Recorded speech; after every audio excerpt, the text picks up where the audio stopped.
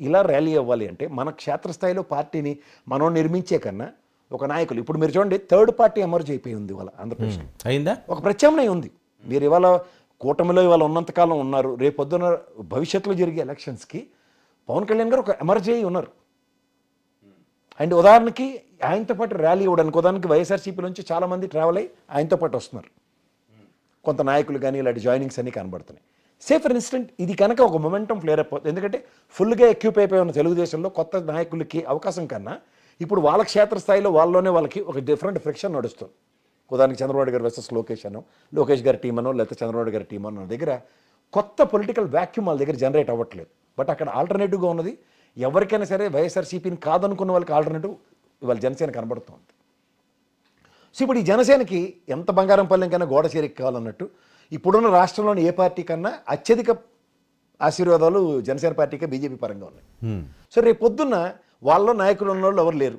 ఓ పవన్ కళ్యాణ్ గారిని ఒక tall personality కింద ఎప్పుడైతే ఎమర్జ్ చేసుకోగలుగుతారో థర్డ్ ప్రత్యామ్నాయంగా రేపు పొద్దున్న రాబోయే ఆల్టర్నేటివ్స్లో వైఎస్ఆర్సీపీ ప్రభుత్వం చూశారు, తెలుగుదేశం ప్రభుత్వం చూశారు. అక్కడ ఒక ఫ్రిక్షన్ క్రియేట్ అయింది అనుకోండి సార్, జనసేన బీజేపీ కాంబినేషన్ ఒక ఆప్షన్ ఎక్స్ప్లోర్ అవడం ఛాన్స్ ఉంటుంది. ఓకే, మీరు అది గమనించండి. ఎందుకంటే మన రాష్ట్రంలో ప్రత్యామ్నాయం లేనంత కాంగ్రెస్కి ఒక ఆల్టర్నేటివ్ వచ్చేదాకా తెలుగుదేశం దిక్కుదివానం లేదు, మోనోపలి నడిచింది. సరే మోనోపలి కాంగ్రెస్ వర్సెస్ తెలుగుదేశం అనే దగ్గర ఒకసారి వీళ్ళు గెలుపు ఒకసారి ఆ గెలుపు అవన్నీ చూస్తున్న దగ్గర ప్రత్యామ్నాయంగా ఒకసారి ప్రజారాజ్యం వచ్చింది.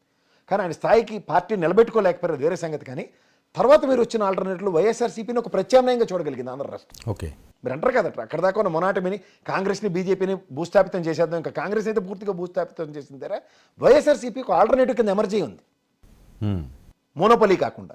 సో ఈ ప్రత్యామ్నాయంలో రెండు ప్రభుత్వాలు చూసిన దగ్గర మూడో ప్రభుత్వం అన్నది ఒక ఆప్షన్ ఉంటుంది. లేదా కాలగర్భంలో ఈ పార్టీ యొక్క ప్రస్థానం ముందుకు ఎలా వెళ్తుందో కూడా ప్రజలు నిశ్చితంగా గమనిస్తూ ఉంటారు. ప్రధానికి పవన్ కళ్యాణ్ గారు ఉప ముఖ్యమంత్రి హోదాలో ఇవాళ ఆయనకున్న పంచాయతీ శాఖ, పర్యాటక శాఖ, పర్యావరణ శాఖలో 4 శాఖల్లో ఆయన how he will plays a vital role. And రాబోయే రోజుల్లో నాగబాబు గారికి ఒక మంత్రిత్వ శాఖ వచ్చి, లేదంటే ఆయన హోమ్ మినిస్టర్గా అవ్వి, లేదంటే హోమ్ మినిస్టర్ షఫ్లు అవ్వడం, లేదంటే ఏదో ఉన్న పరిస్థితుల్లో సర్కమాస్టెన్సెస్లో 4 చేతులతో కలిపి ముందుకెళ్తుంది. ఇప్పుడు ఇవాళ జరుగుతున్న పరిణామాలు చూడండి రాష్ట్రంలో. ఒక నాదెండ్ల మనోహర్ గారు శాఖ ఒకటే వైబ్రేషన్స్ కనబడుతున్నాయి కంపారిటివ్గా మీరు ఎనీబడి. సో అలాంటి దగ్గర ఇంకొక శాఖ కూడా జనసేన పార్టీకి వచ్చి ఒక వైబ్రెంట్ సిచ్యువేషన్ నడుస్తుంటే మీరు గత ప్రస్థానంలో సర్వశాఖ మంత్రి సజ్జల గారే మాట్లాడడం కానీ ఇంకో మంత్రిత్వ శాఖలు ఎవరన్నా మాట్లాడారు లేదా అన్న దగ్గర ఇప్పుడున్న తెలుగుదేశం క్యాడర్ కార్యకర్తలు నాయకులు ఏ విధంగా ప్రస్తావిస్తున్నారు, ఏ విధంగా ముందుకెళ్తున్నాయి అన్న దగ్గర కంపారిజన్స్ కనబడుతున్నాయి అనుకోండి. ఆల్టర్నేటివ్ ఎమర్జ్ అవ్వడం ఎంతసేపు ఇక్కడ ఎంత కాదన్నా తెలుగుదేశంకి ఇంకొక అడుగు ముందుకెళ్ళలేక నిస్సాయ స్థితిలో జనసేన దిక్కైంది.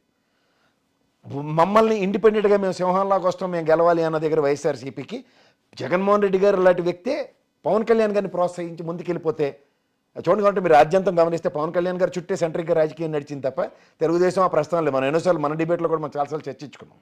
సో అక్కడ ఏమవుతుందంటే ఆయన్ని ప్రొవోకేట్ చేయడం వల్ల ఏమవుతుందంటే ఎస్ నేను ఇండివిజువల్గా నేనే మా సామాజిక వర్గం నాకు ఉంది నేను నిలబడిపోతాడు అనుకున్న దగ్గర ఆయన ఎప్పుడైతే కూటమికి ఆజ్యం అయ్యాడు, ఎలా పరిమితం చేశాడో అందరూ చూసాం కొన్ని స్థానాలు.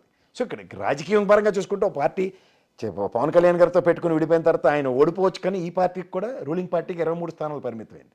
కానీ ఇక్కడ కూడా ఈయనే కెలుక్కొని ముందుకు తీసుకెళ్తే లాస్ట్కి 11 స్థానాలకు అక్కడ పరిమితం అయ్యాయి. మీరు ఈ 2 పార్టీలను ఇష్టం గమనించండి. End of the day survival for the fittest అనుకున్న తెలుగుదేశానికి పవన్ కళ్యాణ్ గారు దిక్కయ్యారు.